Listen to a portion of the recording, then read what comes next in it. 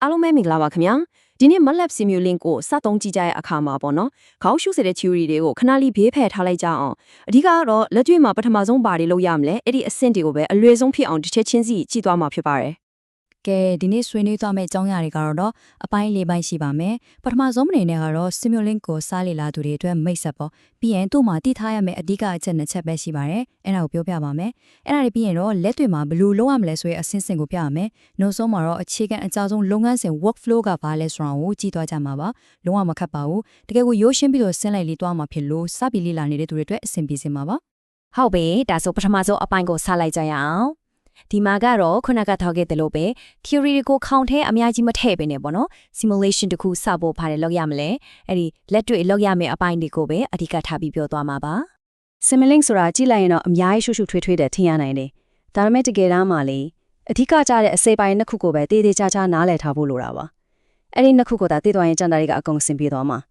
ကဲအဲ့ဒီအရေးကြီးတဲ့အစိပ်ပိုင်းနှစ်ခုကပါးရီလဲဆိုတာကြည့်လိုက်ကြရအောင်ဟုတ်ပါတယ်နှစ်ခုတည်းပါပဲတကယ်ကိုနှစ်ခုပဲဒီ software ကိုစပြီးတုံးတက်ဖို့အတွက်အဲ့ဒီအခြေခံအစိပ်ပိုင်းနှစ်ခုကိုပဲကောင်းကောင်းနားလည်ဖို့လိုပါတယ်အဲ့ဒါကြောင့်ပဲ Simulink ကတကယ်တော့အသုံးရတာလွယ်တယ်လို့ပြောလို့ရတာပေါ့ကဲအဲ့ဒီအဓိကစိတ်ပိုင်းနှစ်ခုကဘာတွေလဲဆိုတော့ပထမတစ်ခုက Black Model 5မှာသူ့ကိုပန်းချီဆွဲတဲ့ canvas လို့သဘောထားလို့ရတယ်ကိုယ့်ရဲ့ simulation ကိုတိစောက်မဲ့နေရပေါ့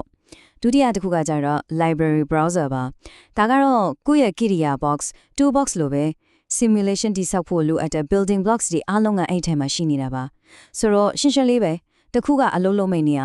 နောက်တစ်ခုက PC တွေတွားယူမိနေရlibrary browser ကိုပို့ပြီးမြင်သာသွားအောင်ဒီဥပမာလေးကတော်တော်ကောင်းပါတယ်။သူကဘာနဲ့တူတယ်လဲဆိုတော့ကောလေးဒီမှာရှိတဲ့စာကြည့်တိုက်ကြီးတစ်ခုလိုပဲတဲ့။စာကြည့်တိုက်မှာကိုလိုချင်တဲ့စာအုပ်တွေအကုန်ရှိနေတယ်လို့ library browser မှာလည်းကိုတီဆောက်မဲ့စနစ်အသက်လိုအပ်တဲ့ building block တွေအားလုံးအပြည့်အစုံရှိနေတဲ့ဆိုတဲ့သဘောပါပဲ။ဟုတ်ပြီသဘောတရားလေးရနားလည်သွားပြီဆိုတော့လက်တွေ့ဘက်ကိုကြည့်ကြရအောင်။ခုနကပြောပဲအလုံးလို့ရမယ့်နေရာဖြစ်တဲ့ canvas ရဲ့ PC တွေယူမဲ့နေရာဖြစ်တဲ့ Kiria box ရဲ့အဲ့ဒီနှစ်ခုကိုတကယ်ဘယ်လိုဖွဲ့ရမလဲဘယ်လိုအစင်းသင်းထအောင်လုပ်ရမလဲဆိုတာကိုအစင်းလိုက်ကြည့်ပါကြမယ်ကဲကိုယ့်ရဲ့ canvas fit တဲ့ blank model file ကိုဖန်တီးဖို့ကထိုက်ကိုလွယ်ပါတယ်ပထမဆုံး MATLAB ကိုဖွင့်လိုက်ပါပြီးရင်အပေါ်မှာ Simulink ဆိုတဲ့ခလို့ကိုနစ်လိုက်အောင်မယ်အဲ့ဒီကိုနီ Simulink start page ပေါ်လာတဲ့အခါ blank model ကိုရွေးလိုက်ပါဒါဆိုရင်တော့ခေါင်းစဉ်မရှိသေးတဲ့ simulation window အသစ်တစ်ခုပွင့်လာပါလိမ့်မယ်အဲ့ဒါကိုအလုပ်လုပ်ရမယ်နေရပါပဲအခုပွင့်လာတဲ့ window ကိုကြည့်လိုက်ရင် file name က untitled ဆိုပြီးဖြစ်နေပါလိမ့်မယ်ဒါက default ပေးထားတာပေါ့ဆိုတော့ဒီအတိုင်းမထားဘဲနဲ့ကို project အတွက်တင်တော်တဲ့နာမည်တစ်ခုပေးပြီး save လုပ်ဖို့လိုပါတယ်ကဲဘယ်လိုလုပ်ရမလဲကြည့်အောင် file ကို save လုပ်ဖို့ကတော့အရင်ဆုံး save ခလုတ်ကိုနှိပ်လိုက်ပါပြီးရင်ကိုကြိတ်တဲ့ file နာမည်တစ်ခုပေးလိုက်ပေါ့ဥပမာ mod0201 ဆိုတာမျိုးအရေးကြီးတာကဒီအဆင့်မှာ save as type ဆိုတဲ့နေရာမှာ simulink model.mdl ဆိုတာကိုရွေးထားဖို့တည်ချပါစေဒါကအရေးကြီးပါတယ်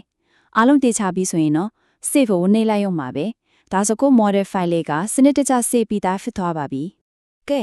အခုဆိုရင်အလုပ်လုပ်ဖို့ canvas ကအဆင်သင့်ဖြစ်သွားပြီ။ဒါဆိုနောက်တစ်ဆင့်အရင်နဲ့ဘာလုပ်ဖို့လိုမလဲ။ဟုတ်ပါတယ်။ပြည့်စည်တဲ့ခြေထားတဲ့ Kiria box ကိုဖွင့်ဖို့လိုတာပေါ့။ library browser ကိုဖွင့်ဖို့ကလည်းလွယ်ပါတယ်။ကိုဖွင့်ထားတဲ့ model file window ပေါ်မှာ library browser ရဲ့သင်္ကေတလေး icon လေးရှိပါတယ်။အဲ့ဒါကိုရှာလိုက်ပါ။တွေ့ပြီဆိုတာနဲ့အဲ့ဒီ icon လေးကို click နှိပ်လိုက်ပါ။ဒါဆိုရင် Simulink Library Browser ဆိုတဲ့ window အသစ်တစ်ခုပွင့်လာပါလိမ့်မယ်။ဒါကတော့ဒုတိယအရေးကြီးဆုံးအစစ်တိုင်းကိုယ့်ရဲ့ပစ္စည်းဒေတာပါပဲ။ကဲအခုဆိုရင်နောက်ဆုံးအပိုင်းကိုရောက်လာပါပြီ။ဒီအပိုင်းကအရေးကြီးပါတယ်။ဘာလို့လဲဆိုတော့အခုဒီရှင်းပြခဲ့တဲ့အရာအလုံးကိုပေါင်းဆက်ပြီးတော့ Simulink မှာအလုပ်လုပ်တဲ့အခြေခံအကြဆုံး workflow ကဘာလဲဆိုတော့ကိုကြည့်သွားမှာမို့လို့ပါပဲ။ Library Browser ကိုဖွင့်လိုက်ရင် Toolbox ရဲ့အများကြီးကိုတွေ့ရပါလိမ့်မယ်။အများကြီးတွေ့ပြီးခေါင်းမရှုပ်တာအောင်လို့လောလောဆယ်မှာတော့အတိအကျတဲ့ Simulink ဆိုတဲ့ toolbox ကိုပဲအရင်အာရုံစိုက်ကြည့်ကြရအောင်အေး Simulink toolbox အဓိကကြီးထဲမှာတော့မှစပြီးလေးလာတဲ့ဒုတိယအငင်းနဲ့မထိမနေတီးထားတဲ့အရေးကြီးတဲ့အခွေလေး၃ခုထပ်ရှိပါသေးလေအဲ့ဒီ၃ခုကတော့ပါတယ်လဲဆိုရင် commonly used blocks လို့ခေါ်တဲ့အသုံးများတဲ့ block တွေနောက်တစ်ခုက sinks ပြီးတော့ sources တို့ပဲဖြစ်ပါတယ်ကဲ sinks နဲ့ sources ဆိုတာဘာကိုပြောရလဲတစ်ချက်ကြည့်လိုက်ရအောင်တကယ်တော့အရန်ကိုရှင်းပါတယ် sources ဆိုတာက system တစ်ခုရဲ့ input တွေအထဲကိုထည့်ပေးတဲ့အချက်လက်တွေပေါ့ sink ဆိုတာကကြောက် a system ကနေပြန်ထပ်လာတဲ့ output တွေကိုကြည့်တဲ့နေရာပြတဲ့နေရာကိုခေါ်တာပါ input နဲ့ output ပေါ့ဆိုတော့အားလုံးကိုပေါင်းပြီးချုပ်လိုက်ရင်အဓိကအချက်ကဘာချစ်မလဲဘယ်လို simulation မျိုးကိုပဲတိစောက်အခြေခံဆုံး အရေးကြီးဆုံးလှုပ်ဆောင်ချက်ကဘာဖြစ်မယ်လို့ထင်ပါတယ်လဲ ပါပဲအဓိကလှုပ်ဆောင်ချက်ကဒီ3ဆင့်ပဲရှိပါတယ်အဆင့်1 library browser ထဲမှာကိုလိုချင်တဲ့ blog ကိုရှာအဆင့်2အဲဒီ blog ကိုရွေးချယ် select လုပ်လိုက်ပါနောက်ဆုံးအဆင့်3ကတော့ကိုယ့်ရဲ့ black model file တွေကိုဆွဲပြီးထည့်လိုက်ရုံပါပဲ drag and drop ပေါ့ရှာရွေးဆွဲချက်ဒါပါပဲ